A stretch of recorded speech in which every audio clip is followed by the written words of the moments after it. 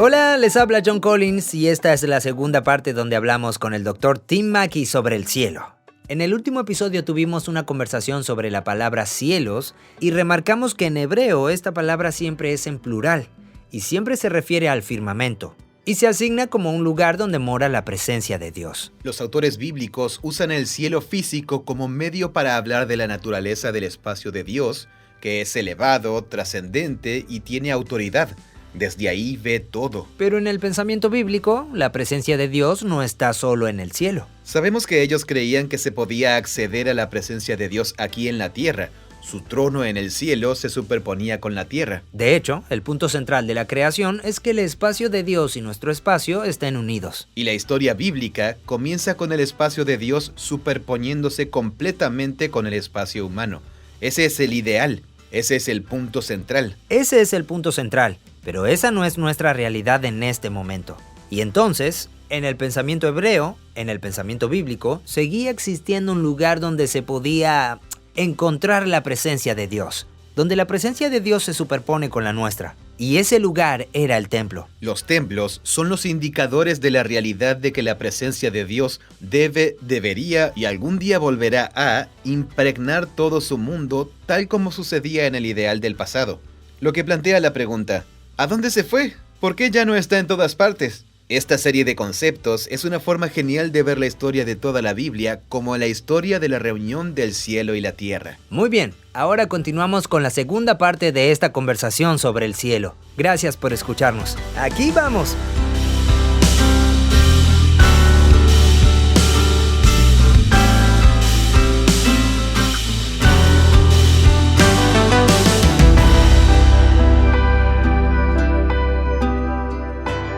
Bien, la historia de la Biblia comienza, y tenemos a Adán y Eva, y tenemos a Dios en el jardín del Edén. El lugar donde viven los humanos y el lugar donde mora Dios es el mismo espacio. No hay distinción. El espacio de Dios y nuestro espacio se superponen totalmente. Pero luego hay un cisma. Algo sucede. ¿Qué pasó? La historia es que el cielo y la tierra, el espacio de Dios y el espacio humano, estaban superpuestos en el jardín. Los humanos se rebelaron y entonces fueron expulsados del espacio de Dios y viven en el mundo donde mueren y suceden cosas horribles y las personas se hacen cosas terribles unas a otras. Exploramos eso en el video, solo en términos de que la rebelión de la humanidad es lo que los descalifica. Entonces la rebelión, la visión, ¿podemos hablar de que Dios puso algo como una esfinge delante del jardín? Eso es interesante. Ok, sí, la idea es que después de que los humanos se rebelan contra Dios, se rebelan contra su mandamiento, etc., no son ellos quienes expulsan a Dios del mundo. Ellos son desterrados del jardín donde el cielo y la tierra se superponen, a un lugar donde la presencia de Dios no es tan accesible de inmediato. El guardián de esa línea del límite se llama querubim, o querubín en español. Así nos referimos a ellos. Bien. Querubim. Que en la Biblia hebrea no son figuras de aspecto humano. Pueden tener algunos rasgos humanos, pero siempre mezclados con rasgos animales.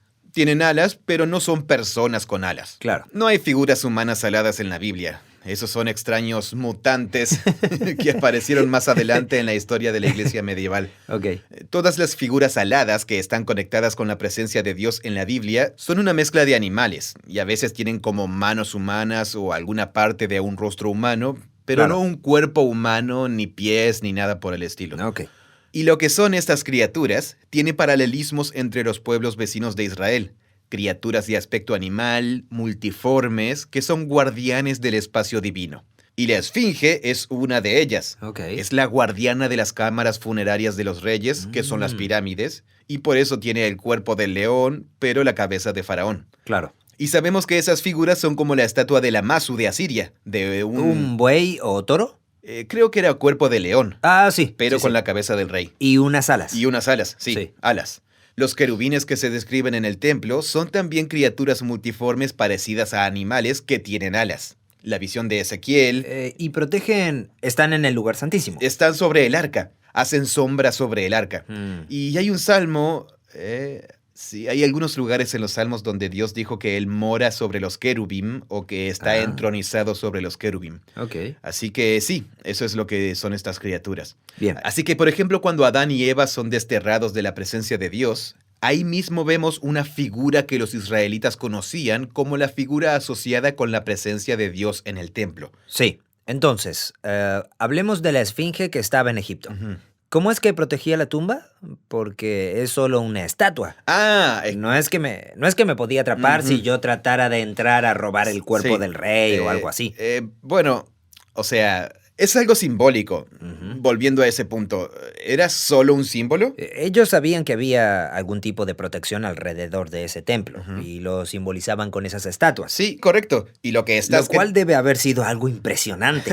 Sí. Digo, me puedo imaginar caminando hasta una de ellas y decir, ¡wow! ¡Qué intenso! Muy impactante. Muy impactante, sí. Sí, incluso hoy en día la esfinge es sumamente impactante. Es algo muy profundo. Sí. A pesar de que hoy la vemos junto con otras miles de personas, cámaras, etcétera. Sí. Y eso minimiza un poco Para su tomar la efecto. mejor foto de la historia de la esfinge. Exacto, sí. Pero imagínate que estás tú solo y unas cuantas personas más caminando hacia las pirámides Ujú. y que te encuentras en el camino con esta enorme e intimidante Wow. criatura. Y sí, los diferentes tipos de criaturas tienen simbolismo. Ujú. Es como si toda la creación fuera la guardiana permanente del espacio del creador. Mm. O sea, es un lugar que es trascendental. Es una puerta de entrada a lo más importante del mundo. Ujú. Muchas culturas tienen el concepto de que el espacio divino está marcado por un límite donde nos encontramos con una criatura protectora de tipo animal. Me hace pensar Es en muy eso. interesante. Sí. ¿Alguna vez viste la historia sin fin cuando eras niño? Amigo, estaba a punto de mencionarla, sí. ¿En serio? Sí, hay dos estatuas. Sí. Y luego hay láseres que disparan y destruyen a cualquiera que pase. Sí, son intensas. Son como guardianas, ¿verdad? Sí, sí. Esas cosas, amigo. Recuerdo que cuando era niño... Hay algo de esa idea en el jardín del Edén, porque el querubín que protege el jardín del Edén tiene una espada destellante, una Claro. espada que destella. Sí, y esas cosas tienen alas enormes y son como una especie de mujer leopardo o no sé qué. Sí, son figuras muy parecidas al querubín y protegen la presencia divina. Entonces, si yo fuera un israelita antiguo, diría, amigo, ¿cómo es que comenzó todo? Ujú. Tú dirías, bueno, hay un jardín, el Edén, y está por ahí en alguna parte. Porque si tratamos de encontrarlo, si lo encontramos por casualidad, nos vamos a topar con un querubín. ¿Cómo se pronuncia? Querubín. Querubín. Va a haber un querubín con una espada en llamas y no te va a dejar pasar. Y luego diríamos, wow, eso suena bien intenso. Ujú. Eso está relacionado de alguna manera con la idea de que la santidad de Dios es poderosa y buena, Mm. y también peligrosa al mismo tiempo. Claro, es súper buena y es un lugar genial. Te va a encantar ese lugar. Es la fuente de toda la vida. Pero para entrar, Pero si decides entrar bajo tus propios términos, esa cosa te va a destruir. no va a ser bueno para ti. Ni siquiera puedes entrar. De igual manera, yo no puedo determinar las condiciones de mi relación con el sol. ¿Cierto? El sol es muy bueno. Me gusta mucho, pero no puedo. Mantengámoslo a un par de millones de kilómetros de Sí, distancia. Por favor. sería como volar 1.000.000 de kilómetros hasta llegar allá y no usar protector solar y pensar que todo va a estar bien. Así que esas imágenes se acercan a la idea de la singularidad trascendental de Dios como santo y creador. Mm. Y entonces... Así cuando- que, independientemente de que alguien de aquel entonces dijera, ay, amigo, en realidad podría toparme con ese lugar o no, o dijera, ya lo entiendo, es una rica metáfora de algo. Ujú, claro. Independientemente de eso, Sí. esa es la imagen y es bastante intensa. Ujú. Pero la cosa es, o sea, podemos imaginarnos, digamos que vivimos en ese tiempo y vamos a Egipto. Ujú, sí. Nunca hemos estado allí. Ujú. Y nos encontramos con esa cosa. Mm. La vemos por primera vez. No sabíamos que algo así podía estar ahí. Eso debe haber sido muy fuerte. Sí. Y uno diría, wow. Wow. Al regresar seguramente contaríamos las historias sobre lo fuerte que fue la experiencia. Exacto, sí. Entonces digo, ¿no debe de haber sido algo ridículo contar una historia sobre haber ido a un lugar custodiado por una criatura loca? Sí, claro, te puede matar. Ujú. En realidad no dice la espada. Espera, déjame ver si recuerdo correctamente. ¿Dice sable láser? ¿Es la espada hebrea para el sable de luz? Sí, no se menciona que los querubín sostengan la espada. Ah, Solo dice, él puso allí al lado del jardín querubín y una espada flameante que destellaba de un lado a otro. En hebreo, en realidad, sí, es la palabra rotación. Ok. Ni siquiera dice que haya alguien que sostenga la espada. Es la idea de que una espada que flota ahí, que gira como si hiciera movimientos de ninja en la entrada para que no se pueda pasar. Eso suena peligroso. Es como un obstáculo bien intenso de un mini golf. Creo que ya conozco la trama de la próxima Misión Imposible. Algo sobre Tom Cruise tiene que pasar ahí. Sí. Él podría hacerlo. Sí, apuesto que sí. Seguro que sí, como haciendo ballet. Entonces, todo esto para decir que esa era una visión del cielo, la presencia de Dios, protegida por una espada en llamas y los querubines. ¿Querubín? Ya me va a salir. Lo voy a decir en español. Querubines. Sí, es eso. Tú hablas español. Hablo español. Es querubines. Sí. Esa también es una palabra extraña. Lo es. Sí. El problema es que esa palabra nos hace pensar en bebés pequeños y regordetes desnudos con alas y... Sí, lo sé. Querubín es, en cambio... Sí, y eso es definitivamente un mutante. Una creación mutante muy linda. Un mutante tierno. Sí, uno muy tierno, que no se parece en nada a lo que hay en la Biblia. Y después, bien, tenemos la imagen del Edén como siendo la presencia de Dios. Tenemos la imagen de los cielos sobre esta bóveda. Eso era lo que se entendía en ese entonces. Ahí es donde está la presencia de Dios. Y también tenemos la idea del templo. Ese lugar aquí en la tierra es un sitio muy especial, un punto de acceso, ¿no? Donde está la presencia de Dios. Sí. Pero luego Salomón diría, sí, pero no es que Dios realmente pueda estar aquí plenamente.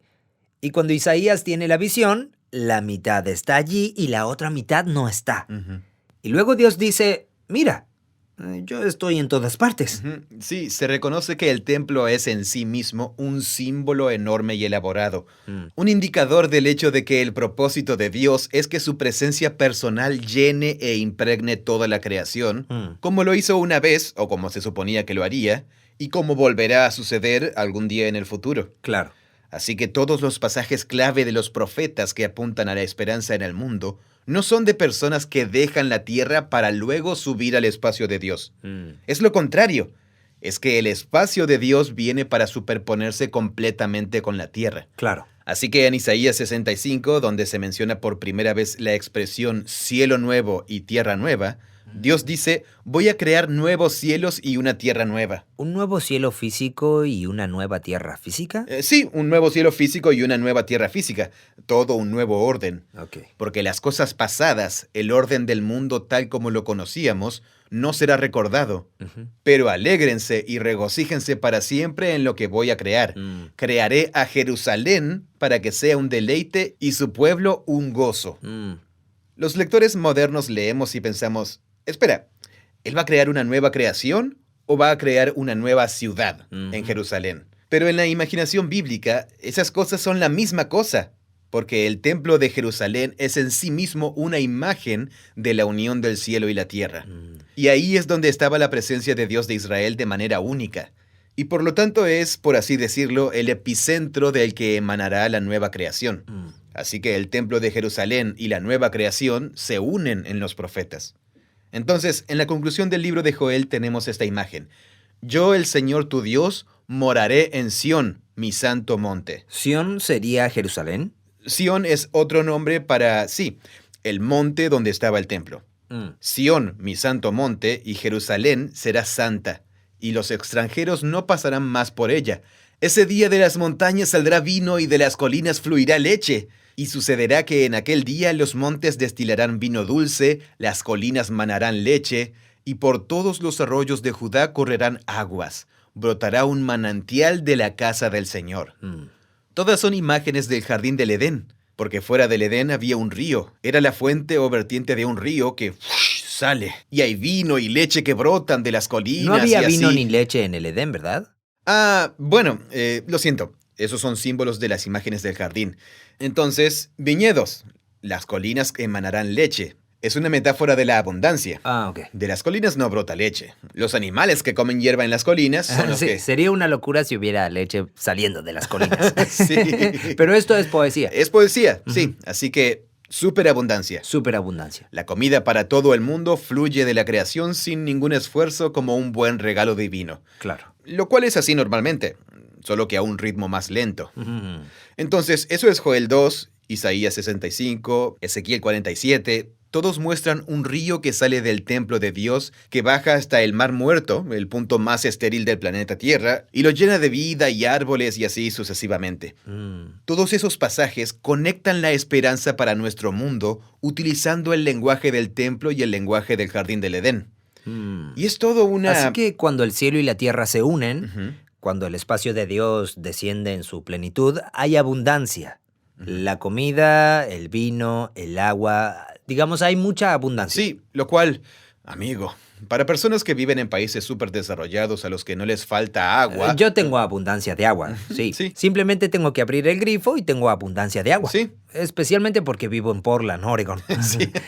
Tal vez no en California, allá hay sequía. Sí, muchos, no todos, pero muchos de nosotros tenemos acceso a alimentos en abundancia. Sí. Aunque algunas personas no siempre puedan comprarlos, están disponibles. Están ahí. Uno va al mercado y dice, wow, mira toda esta comida. Así que esas imágenes no causan ni cerca el mismo efecto en las personas que viven en ese tipo de culturas. Si estuvieras en una donde hay que rebuscársela, buscando agua y comida, ahí la abundancia sería genial. Sí, totalmente. Y sí, pienso en partes del mundo donde el agua es muy escasa y la comida también. Sí, Esas imágenes serían como de otro mundo para ti. claro. Entonces, sí, la superabundancia de la creación es una imagen del jardín del Edén. Así que el punto es que la esperanza no es que los humanos vayan a otro lugar, es que Dios... No es como se- decir, oye, ya sabes, la vida es dura. Ujú. Esto realmente apesta. Ujú. Pero, ¿sabes qué? Un día vas a ir a un lugar nuevo y las cosas van a ser geniales. Ujú. Todas las personas que aman van a estar allí. Ujú, Esa nunca fue la historia. claro. La historia era, un día Dios vendrá aquí de una manera nueva. La vida es dura, siempre es difícil encontrar comida y hay pobreza e injusticia y todo este tipo de cosas horribles, violencia, pero todo eso va a ser revertido Ujú. y va a haber abundancia. Sí. Pero va a ser aquí. Sí, así es, correcto. Si leemos esos pasajes en contexto, siempre se unen a otras imágenes de Dios que confronta el mal y la injusticia entre las naciones y arregla todo. No más guerra, como en Isaías 2. La gente convierte sus espadas y lanzas en rejas de arados y ganchos de poda, en instrumentos de jardinería. Convierten los instrumentos de guerra en instrumentos de jardinería. Sí, así es. Sí. No hay más guerra, hay paz. Claro. Isaías 11. La creación produce su superabundancia porque hay paz entre las naciones y paz en la creación. Así que incluso las criaturas más violentas de la creación, los leones y los corderos, las serpientes y los niños, todos coexisten en paz. Netamente está el sentir visceral de que hay algo que está mal en el mundo. Hay algo que no anda bien en mí, está funcionando mal. Hay un motivo antiguo sobre las relaciones humanas con los animales que de alguna manera sabemos que también está fuera de orden y esa grieta se sanará. Parte de nuestra relación con la creación será sanada. Eso se insinúa en uno de los evangelios. ¿En serio? Es muy interesante, sí. Cuando Jesús llega y va al desierto después de su bautismo, Sí. Marcos incluye el detalle de que él estaba ahí con las bestias. Así dice, así que él estaba en el desierto con las bestias. Muchos intérpretes piensan que esa es una alusión al jardín de Adán, con los animales. Así que a donde va Jesús, hay pequeñas explosiones del Edén que lo rodean. Es absolutamente genial. Sí, es genial.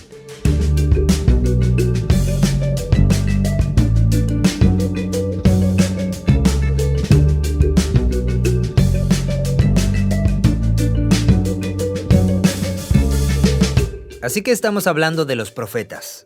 Y en este punto de la Biblia, si preguntáramos, ¿vas a ir al cielo cuando mueras? La respuesta sería una mirada de incertidumbre como, ¿vas a ir hacia arriba al cielo cuando mueras? No, es en la dirección opuesta. Eso, ¿vas a ir al polvo de la tierra cuando mueras? Sí. Claro, pero ¿no se va mi espíritu al cielo? Y ellos te dirían algo como... ¿Qué? Debe ser cananeo. ¿Cierto? Seguramente nunca leíste las escrituras hebreas. No conoces la Biblia.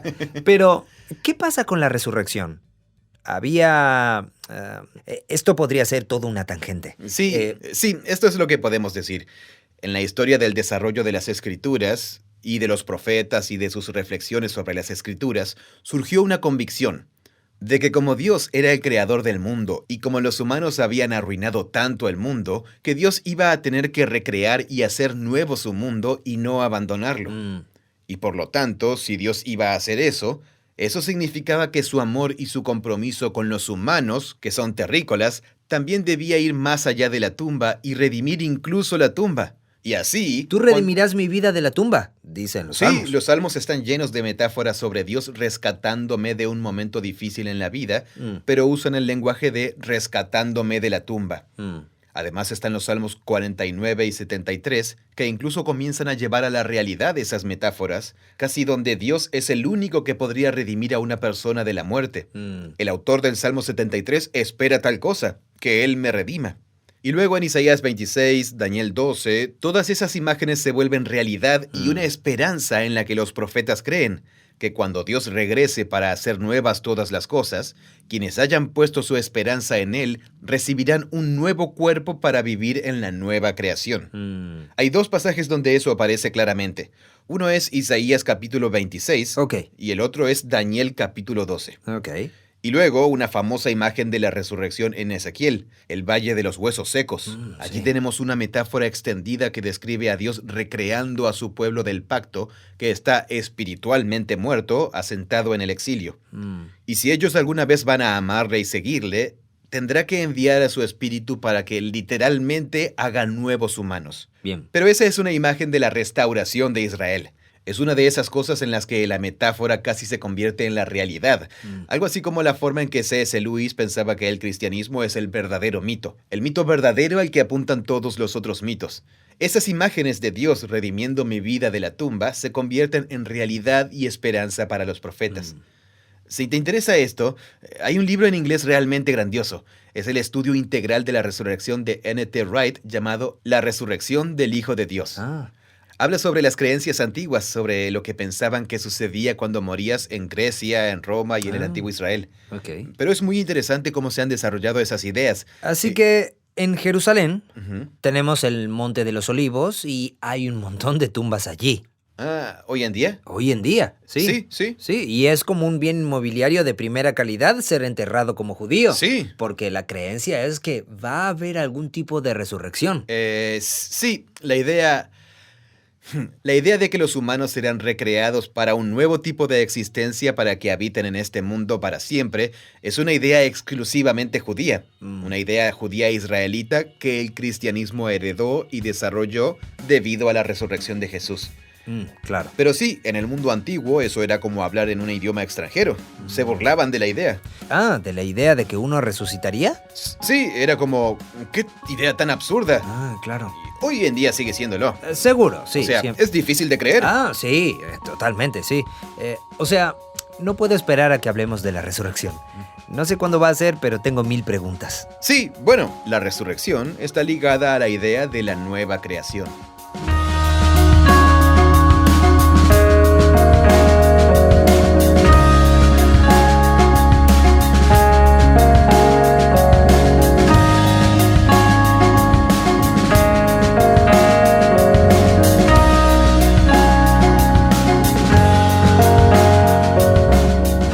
Ok, para resumir la historia del Antiguo Testamento hasta ahora, a través de este tema, el cielo y la tierra se unificaron en el jardín del Edén. El espacio de Dios y nuestro espacio juntos. Nosotros nos rebelamos y hubo un cisma, una división, y ahora no tenemos acceso al espacio de Dios. De hecho, está protegido de una manera increíble. Pero todavía hay templos, puntos de acceso, donde está la presencia de Dios. Y esos templos señalaban una esperanza futura de que una vez más el espacio de Dios y el espacio humano se superpondrían y todo sería sanado. Eso es lo que esperaban los profetas. ¿Y a esa esperanza también se la denominaba reino de Dios? Sí, porque usar el cielo como imagen del espacio de Dios está conectado con su gobierno. Dios está entronizado sobre los cielos y Él ve lo que hace la gente. Así que la esperanza es que un día el espacio y su gobierno y el gobierno de Dios se superpongan completamente e impregnen toda la creación. Claro. Y entonces, cuando Jesús entra en escena y hace lo que hace, los autores del Nuevo Testamento lo presentan con lenguaje e imágenes que se extraen del conjunto de ideas del cielo, templo y jardín del Edén. El Evangelio de Juan presenta a Jesús como el Logos, la palabra, el segundo yo de Dios que Dios pronunció para hacer realidad toda la creación. Y luego Juan dice en el capítulo 1, versículo 14, que esa palabra se convirtió en humano, en carne, y moró entre nosotros. Lo destacamos en el video, que esa palabra es la palabra usada para tabernáculo. Mm, Él estableció... tabernáculo, sí. Sí, él estableció el tabernáculo. Es una referencia al templo del tabernáculo. Sí, qué locura que la palabra de Dios tiene el poder de crear con autoridad. A eso se están refiriendo, ¿no? Al acto creativo de hablar para crear. Se hizo humano y ese humano es el tabernáculo de Dios entre nosotros. Sí, es la presencia soberana personal del templo de Dios como humano. Entonces Jesús... Entonces, cuando leemos los primeros 2 versículos de Juan, o el versículo 1, y luego... Sí, lees el párrafo inicial... De inmediato nos golpean. ¿Pero qué? Sí, es una afirmación bastante elevada la que se hace allí sobre Jesús. Porque... Ahí mismo estás escandalizando a los judíos y también a los Y estás escandalizando a los griegos. Claro, a ellos también. La idea de que algo eterno y divino se hiciera humano es ofensiva y ridícula. Claro. Y ese es el mismo capítulo donde Jesús se describe a sí mismo como la rampa del sueño de Jacob. Así que Juan capítulo 1 está repleto de imágenes del templo, del cielo y la tierra. Y la forma en que los otros evangelios, Mateo, Marcos y Lucas, lo hacen, es mediante el anuncio de Jesús de que el reino de Dios, o en Mateo, el reino de los cielos, había llegado en y por medio de él y de lo que estaba haciendo. Es una forma de hablar del gobierno y el reinado de Dios. Claro. Pero la presencia de Dios en el cielo siempre tuvo esas conexiones de autoridad y gobierno de Dios y el reino. Y por lo tanto, el punto es que el reino celestial de Dios ahora se está convirtiendo en una realidad terrenal en y por medio de Jesús. Y que Jesús hiciera esas afirmaciones en una época en la que todavía existía el templo de Jerusalén, y pensar que Jesús entró cabalgando en Jerusalén y todo el mundo le dijo, «Eres el Mesías, es el reino de Dios, profeta». Y luego marchó a Jerusalén, y lo primero que hizo fue ir al templo, y allí... Y volteó algunas mesas. Y sí, realiza este gesto, que en sí mismo es un símbolo profético. Creo que Jesús hizo muchas cosas al mismo tiempo, que mostraban la oposición de Jesús a esos líderes que permitían que los mercados estuvieran en los atrios del templo. También es Jesús ejerciendo autoridad en el lugar del liderazgo de Israel. Los reyes construyen templos, David, Salomón y en ese tiempo Herodes, y Jesús está clausurando el sistema de sacrificios, cortando el suministro de animales. Está actuando como si fuera el dueño del templo. Claro. Y luego en la versión del relato de Juan, él simplemente dice, «Destruye este templo y yo lo levantaré nuevamente en 3 días». Y ellos dicen algo como, «¿Qué? Nos tomó 4 décadas construirlo». Y luego Juan nos dice, «No, en realidad Jesús estaba hablando de su cuerpo». Ese es otro desarrollo mostrando a Jesús como templo. Claro. Así que el gesto de Jesús en el templo y luego sus predicciones de que el templo sería destruido, la imagen en la crucifixión de Jesús de la cortina del templo rasgada, entonces se dicen o suceden muchas cosas malas sobre el templo a través de Jesús. Sí. Así que está esa idea de que el templo bajo el liderazgo de Israel se había corrompido y distorsionado en vez de ser el lugar de reunión del cielo y la tierra. Jesús dijo que en ese momento era una cueva de ladrones. Por eso afirmó que lo sustituiría y que reconstruiría el templo en la forma de su propio cuerpo resucitado, y que luego su cuerpo, la comunidad de sus seguidores, se convertiría en el nuevo lugar de encuentro del cielo y la tierra. Así que con Jesús está la idea de que el nuevo templo no es un edificio, como los profetas describían en su poesía, sino una comunidad de personas que son la realidad a la que siempre apuntó el edificio. Lo cual ofendió a mucha gente. Bueno, ofendió a mucha gente y decir algo así también era algo sumamente político. Sí, imagina a alguien haciendo algo en paralelo a cualquier edificio gubernamental de nuestros días. Es un poco más complicado. Es como, imagínate, no sé si es útil o no, pero Roma gobernaba Jerusalén. Así que sería como si China tomara el poder.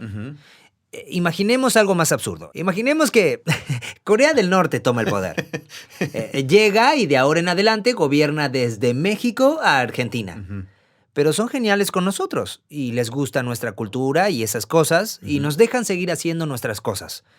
Así que nos dejan conservar el Palacio Gubernamental del Estado de México, la Casa Rosada y todo eso. Y dicen, oigan, pueden seguir teniendo a su presidente. Pueden conservar sus edificios de gobierno. Gobernantes marionetas por ahí. Claro, sí. Así que podríamos seguir votando. Cada 4 años votamos y esas cosas, pero realmente es Corea del Norte quien está a cargo. Pero así es como seguimos sintiéndonos latinoamericanos. Sí. Todavía podemos hacer nuestras elecciones primarias y las reuniones electorales con los candidatos y seguimos sintiéndonos realmente latinoamericanos en todo. Sí. Pero también estamos muy resentidos porque Corea del Norte nos ha quitado algunos de nuestros derechos fundamentales y muchas otras cosas. Y esto nos está desalentando mucho. También nos estamos desanimando. Y luego hay un tipo que se postula para presidente y dice... No, y ni siquiera se postula para presidente. No, él es un trabajador rural de un pueblito perdido del antiplano, de la cordillera de los Andes. Es un hombre de campo. La gente lo sigue y él dice cosas como... Él comienza el movimiento diciendo, aquí está la nueva Latinoamérica. Está llegando la nueva Latinoamérica. Derribemos los palacios del gobierno. Quedaríamos destrozados. Sí, ¿por qué harías eso? Sí. Es el símbolo de quiénes somos. ¡Qué ridiculez! Sí. Y luego hace un gran evento y va al Palacio Nacional y destruye todo como si fuera el dueño del lugar. Él entra, hace un graffiti en la puerta principal y dice, este lugar es una cueva de ladrones. Sí, eso está bueno. Gracias, John. Eso ayuda, creo. Es un buen experimento mental. La cosa es que no tenemos un sentido espiritual respecto al palacio gubernamental. Sí. El templo sí tiene un sentido espiritual. Claro. Ahí es donde está la presencia de Dios. Decimos algo como, ahí es donde... O sea, hay un sentido de la autoridad del Estado que es muy místico. Sí. Pero, ¿qué autoridad? Y es un símbolo de identidad y de quiénes somos. Un símbolo de Latinoamérica, del sueño de la historia, de visión e identidad. Claro, estaba realizando una es una buena analogía. Un acto de gran atropello contra él. Sí, muchas veces uso el ejemplo de un palacio gubernamental o algún tipo de edificio simbólico para ilustrar lo que Jesús estaba haciendo en Jerusalén. Nunca lo había hecho de forma tan elaborada. Tan elaborada. Pero sí, esa es la seriedad de lo que Jesús estaba haciendo. Sí. Fue así. Pero él estaba retomando un tema. Él no fue el primer profeta que condenó al templo y sus líderes y dijo, Dios está harto de este edificio. Antes, Isaías, Jeremías, Amós, eran los perdedores marginados de aquel entonces. Claro. Nadie los escuchaba. Pero todos dijeron, debido a la hipocresía de Israel, Dios está harto de este edificio. Porque ustedes dicen que son la nación y donde el cielo y la tierra se encuentran, en su capital, pero no viven como si así lo fuera. Y entonces Dios les dice que... Así que él tenía un precedente para eso. Sí. Lo interesante de Jesús es que él actúa como un profeta, pero a veces también actúa como el que cumple lo que dijeron los profetas. Sí. Como el rey del que hablaban los profetas. Muy bien, gracias por escuchar la segunda parte de esta conversación sobre el cielo y la tierra. Vamos a seguir conversando sobre esto en el siguiente episodio. En la parte 3, vamos a examinar cómo los seguidores de Jesús se veían a sí mismos colectivamente como el templo de Dios que llevaba el legado de Jesús. Vamos a ver cómo todo eso culmina en el Apocalipsis. Esa visión apocalíptica donde el cielo y la tierra se unen de nuevo y reúnen la creación.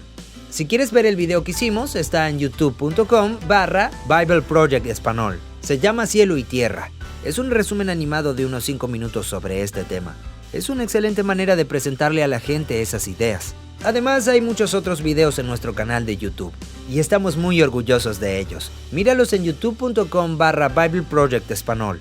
Y si de verdad disfrutas estas conversaciones como yo, una forma de ayudarnos es dejar un comentario en Spotify, Apple o donde quiera que escuches los podcasts y también puedes compartirlo con otras personas. Ok, muy bien, nos vemos la próxima vez. Este podcast es producido por Full Voice Studio. Es una versión localizada del podcast de Bible Project, originalmente grabado por John Collins y Tim Mackey. Gracias por escucharnos.